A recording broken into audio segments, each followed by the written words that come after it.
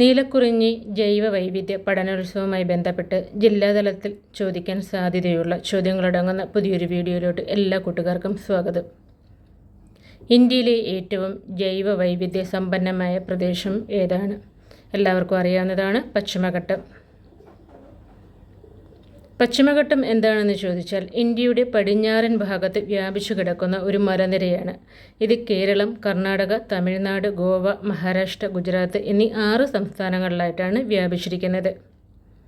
പശ്ചിമഘട്ടത്തിലെ പ്രധാനമായ വംശനാശ ഭീഷണി നേരിടുന്ന ജീവികൾ ഏതൊക്കെയാണെന്ന് നോക്കാം. ആദ്യത്തേത് സിംഹവാലൻ കുരങ്ങ്, ലയൺ ടൈൽഡ് മക്കാക്കി. ഇതിൻ്റെ ശാസ്ത്രീയ നാമം മക്കാക്ക സെറനസ് എന്നാണ്.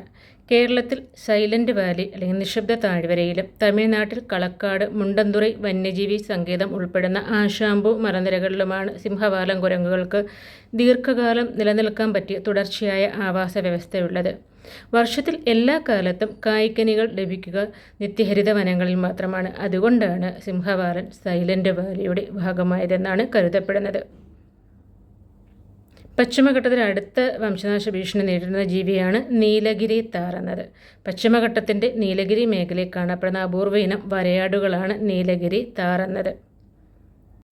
അടുത്തത് മലബാർ സിവറ്റ് എന്നറിയപ്പെടുന്ന വർഗത്തിൽപ്പെട്ട മരപ്പട്ടി, അത് മലബാർ വെരുക് എന്നിവയാണ്. മലബാർ സിവറ്റ് എന്ന ഇനത്തിലുള്ള മരപ്പട്ടിയാണ് ഈ പശ്ചിമഘട്ടത്തിൽ കാണപ്പെടുന്നത്. 1978 IUCN തയ്യാറാക്കിയ റെഡ് ലാറ്റ ലിസ്റ്റിൽ അപ്രത്യക്ഷമായതായി പ്രഖ്യാപിച്ചതാണ് മലബാർ വെരുക് എന്നുള്ളത്.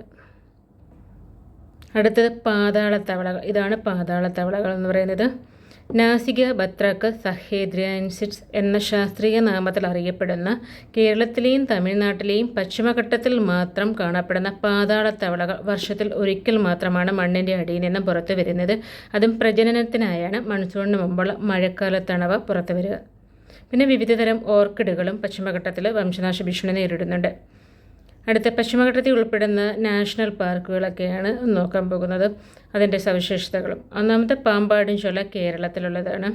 ഇതെന്ന് പറഞ്ഞാൽ ഏറ്റവും ചെറിയ ദേശീയോദ്യാനമാണ്. കേരളത്തിലെ 6 ദേശീയോദ്യാനങ്ങളിൽ ഒന്നായ പാമ്പാടും ചോല ഇടുക്കി ജില്ലയിലെ ദേവികുളം താലൂക്കിലാണ് സ്ഥിതി ചെയ്യുന്നത്.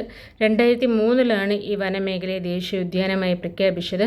പശ്ചിമഘട്ടത്തിലെ ഉയർന്ന പ്രദേശങ്ങളിൽ മാത്രം കാണപ്പെടുന്ന IUCN ഭീഷണി ഉള്ളതായി ചുവപ്പ് പട്ടികപ്പെടുത്തിയിരിക്കുന്ന നീലഗിരി കടുവ എന്ന ചിത്രശലഭമാണ് പാമ്പാടും ചോലയിൽ ധാരാളമായി കാണപ്പെടുന്നത്. അടുത്തതാണ് നീലഗിരി കടുവ എന്ന ചിത്രശലഭം. ലോകത്തിൽ പശ്ചിമഘട്ടത്തിലെ നീലഗിരി കുന്നുകളിൽ മാത്രം കാണപ്പെടുന്ന ഒരു അപൂർവ ചിത്രശലഭമാണ് നീലഗിരി കടുവ, നീലഗിരി ടൈഗർ എന്നത്. ശാസ്ത്രനാമം പാറാൻഡിക്ക നീലഗിരി എൻസിസ് എന്നതാണ്. അതിൻ്റെ പ്രൊനൗൺസിയേഷൻ വ്യത്യാസം വരും കേട്ടോ. അടുത്തത് ചുണ്ടൻ ശലഭം. ഇതാണ് ചുണ്ടൻ ശലഭം എന്ന് പറയുന്നത്. ഇതെന്ന് പറഞ്ഞു കഴിഞ്ഞാൽ കറുംവെരുകാണ്. ദക്ഷിണ പശ്ചിമഘട്ടത്തിലും നീലഗിരി കുന്നുകളിലുമായി കാണപ്പെടുന്ന ഒരു അപൂർവ തദ്ദേശീയ ജീവിയാണ് മരനായ അഥവാ കറുംവെരുക്, നീലഗിരി മാർട്ടൻ എന്നറിയപ്പെടുന്നു. ഇത് വംശനാശ ഭീഷണി നേരിടുന്ന ഒരു ജീവിയാണ്. കേരളത്തിലെ രവികുളം ദേശീയോദ്യാനത്തിലും ചിന്നാർ വന്യജീവി സങ്കേതത്തിലുമാണ് മരനായകളെ പ്രധാനമായും കണ്ടുവരുന്നത്. അപ്പോൾ എല്ലാ പിക്ചറും ഒന്ന് മൈൻഡിൽ വെച്ചിരിക്കുക. ഇത് മലയണ്ണനാണ്. കേരളത്തിലെ പശ്ചിമഘട്ട വനങ്ങളിൽ കാണപ്പെടുന്നു. പൂർണ്ണമായും കാടുകളിൽ ജീവിക്കുന്ന മലയണ്ണൻ പകൽ മാത്രം പുറത്തിറങ്ങുന്ന ജീവിയാണ്. ചിന്നാർ വന്യജീവി സങ്കേതത്തിൽ കാണുന്ന ചാമ്പൽ മലയണ്ണാൻ ഇതിൻ്റെ ജീവിവർഗമാണ്. അടുത്തത് പാമ്പാടും ചോലയിൽ കാണപ്പെടുന്ന കാട്ടുപോത്താണ് ഗൗർ എന്ന് പറയുന്നത്. പശുകുടുംബത്തിലെ ഏറ്റവും വലിയ ജീവിയാണ് കാട്ടുപോത്ത്. ഇത് പിന്നെ അടുത്ത് കാണപ്പെടുന്നത് പുള്ളിപ്പുലിയാണ്. പിന്നെ കാട്ടുപന്നി. ഇതിൻ്റെയൊക്കെ പിക്ചറൊന്ന് ഓർമ്മയിൽ വെച്ചോളൂ. മ്ലാവ് അല്ലെങ്കിൽ കലമ, ആദ്യത്തേത് മെയിലും രണ്ടാമത്തേത് ഫീമെയിലുമാണ്. ഇതെന്ന് പറഞ്ഞു കഴിഞ്ഞാൽ വലിപ്പം കുറഞ്ഞ ഒരിനം കുരങ്ങാണ്. കരിങ്കുരങ്ങ് അഥവാ നീലഗിരി കുരങ്ങെന്ന് അറിയപ്പെടുന്നു. അടുത്തത് പാമ്പാടും ചോലയിൽ കാണപ്പെടുന്ന കരിങ്കുറിഞ്ഞിയാണ് ഈ കാണുന്നത്. അടുത്തത് ഇതാണ് പാമ്പാടും ചോല ദേശീയോദ്യാനത്തിൻ്റെ ഒരു മെയിൽ. അടുത്ത നമ്മുടെ ഇതെന്ന് പറഞ്ഞാൽ സൈലന്റ് വാലി, കേരളത്തിൽ കാണുന്ന പശ്ചിമഘട്ടത്തിൽ കാണപ്പെടുന്ന ഇതാണ്. കേരളത്തിൽ പാലക്കാട് ജില്ലയിലെ പശ്ചിമഘട്ടത്തിൽ സ്ഥിതി ചെയ്യുന്ന ദേശീയ ഉദ്യാനമാണ്. ഇവിടുത്തെ വനങ്ങളെ സൈരന്ത്രി വനം എന്നാണ് വിളിക്കുന്നത്. കുന്തിപ്പുഴയാണ് ഇതിലൂടെ ഒഴുകുന്ന ഏക നദി. ഇത് ചീവീടാണ്. ഈ ചീവീടുകൾ അവിടെ ഇല്ലാത്തത് കൊണ്ടാണ് അതിനെ സൈലന്റ് വാലി അല്ലെങ്കിൽ നിശബ്ദ താഴ്വര എന്നറിയപ്പെടുന്നത് എന്നാണ് പൊതുവെയുള്ള അഭിപ്രായം. ഇതെന്ന് പറഞ്ഞു കഴിഞ്ഞാൽ നീലഗിരിയിൽ മാത്രം കാണപ്പെടുന്ന കാട്ടുതണൽ തുമ്പിയാണ്. ഇത് വലിപ്പം കുറഞ്ഞൊരു വാനരജീവിയാണ്. നീലഗിരി മലനിരകളിൽ കാണുന്ന കുട്ടിത്തേവാങ്ക്. ഇതെന്ന് പറഞ്ഞാൽ പാർത്തനോസ് സിൽവിയ എന്ന ചിത്രശലഭം. ഇത് കൃഷ്ണശലഭം. അടുത്ത് ചുട്ടിക്കറുപ്പൻ എന്ന ശലഭമാണിത്. ഇതെന്ന് പറഞ്ഞു കഴിഞ്ഞാൽ മക്കാച്ചിക്കാടയാണ്. പശ്ചിമഘട്ടത്തിൻ്റെ തെക്കു ഭാഗത്തും ശ്രീലങ്കയിലും കാണപ്പെടുന്ന രാത്രി മാത്രം സഞ്ചരിക്കുന്ന ഒരു പറവയാണ് മക്കാച്ചിക്കാട. തട്ടേക്കാട്, അരിപ്പ, റോസ്മല, പറമ്പിക്കുളം, തേക്കടി എന്നിവിടങ്ങളിലാണ് ഇവയെ ചുരുക്കമായി കാണാൻ കഴിയുന്നത്. ഇതിനെ ഇംഗ്ലീഷിൽ സിലോൺ ഫ്രോഗ് മൗത്ത് എന്ന് വിളിക്കുന്നു. മക്കാച്ചിക്കാടയുടെ വായ തവളയുടെ വായ പോലെ അകലമുള്ളതാണ്. അതിനാലാണ് തവളവായ എന്ന പേരിൽ ഇവ അറിയപ്പെടുന്നുണ്ട്. അടുത്തതിൻ്റെ മലമുഴക്കി വേലാമ്പലാണ്. ശാസ്ത്രീയ നാമം ബുസൈറോസ് ബൈക്കോർണിസ് എന്നതാണ്. കേരളത്തിൻ്റെ അരുണാചൽ പ്രദേശിൻ്റെ സംസ്ഥാന പക്ഷിയാണിത്. അടുത്തന്നെ കേരളത്തിലെ ദേശീയോദ്യാനങ്ങൾ 5 ദേശീയോദ്യാനങ്ങളാണ്. 4 ഇടുക്കി ജില്ലയിലാണ്, 1 പാലക്കാട് ജില്ലയിൽ. ഏറ്റവും വലുത് ഇരവികുളം ഇടുക്കി ജില്ലയിൽ, രണ്ടാമത്തെ സൈലൻ്റ് വാലി, ഏറ്റവും ചെറുത് പാമ്പാടുംചോല ഇടുക്കി ജില്ലയിലാണ്. അടുത്ത കേരളത്തിലെ പക്ഷി സങ്കേതങ്ങൾ തട്ടേക്കാട് എറണാകുളത്താണ്, ആദ്യത്തേതാണ്. മയിലുകൾക്ക് വേണ്ടിയുള്ളത് ചൂലന്നൂർ പാലക്കാട്. ഏറ്റവും ചെറിയ പക്ഷി സങ്കേതം മംഗളവനം എറണാകുളം. അടുത്ത് കടലുണ്ടി മലപ്പുറം. അടുത്തത് ഇക്കോ ടൂറിസത്തെക്കുറിച്ചാണ്. വന്യമൃഗ സംരക്ഷണ കേന്ദ്രങ്ങൾ, ദേശീയോദ്യാനങ്ങൾ എന്നിവയുടെ ചുറ്റുപാടുകളിൽ പരിസ്ഥിതിക്ക് പ്രതികൂലമാകാത്ത തരത്തിൽ നടപ്പാക്കുന്ന ടൂറിസം പദ്ധതിയാണ് ഇക്കോ ടൂറിസം.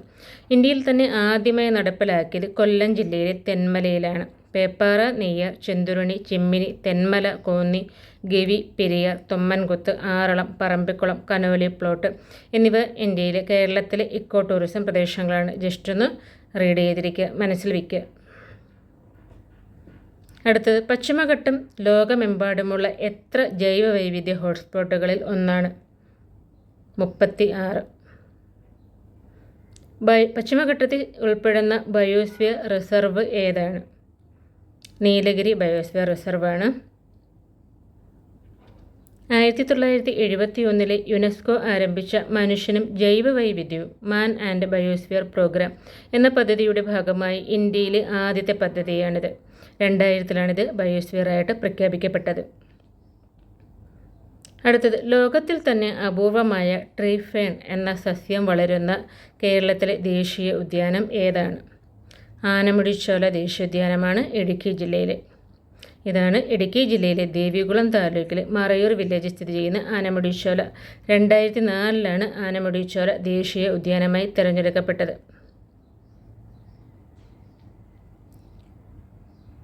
അടുത്തത് വയനാട് വന്യജീവി സങ്കേതത്തിൽ കണ്ടെത്തിയ കാട്ടുവിരിച്ചിറകൻ തുമ്പിയാണ് ചിത്രത്തിൽ കാണുന്നത്. ഇതെന്ന് പറഞ്ഞു കഴിഞ്ഞാൽ പശ്ചിമഘട്ടത്തിലെ നിത്യഹരിത വനമേഖലയിൽപ്പെടുന്ന ഭൂതത്താൻകെട്ടിൽ നിന്നും ഉൾപ്പെട്ട പുതിയ സസ്യം ജസ്ട്രീഷ്യ ശിവദാസനി. അടുത്തത് കൂട്ടുകാർക്കുള്ളൊരു ചോദ്യമാണ്. പരിസ്ഥിതി സംരക്ഷണത്തെക്കുറിച്ച് ഇളം തലമുറയെ ബോധവൽക്കരിക്കുന്നതിനായി 1 മുതൽ 10 വരെ ക്ലാസ്സുകളിൽ പഠിക്കുന്ന കുട്ടികൾക്ക് ഒരു വൃക്ഷത്തൈ വീതം നൽകുന്ന സർക്കാർ പദ്ധതി ഏതാണ്? ഉത്തരം അറിയാവുന്ന കൂട്ടുകാർ വേഗം തന്നെ കമൻറ്റ് ചെയ്തോളൂ. കുറച്ചുകൂടെ ഫാക്ടേഴ്സ് ഇൻക്ലൂഡ് ചെയ്തിട്ട് നാളെ തന്നെ പുതിയൊരു വീഡിയോ വരുന്നതായിരിക്കും. അപ്പോൾ എല്ലാ കൂട്ടുകാരും നന്നായിട്ട് പഠിക്കുക. എല്ലാവർക്കും വിജയാശംസകൾ. അടുത്ത വീഡിയോയോടെ നമുക്ക് വീണ്ടും കണ്ടുമുട്ടാം. Thanks for watching.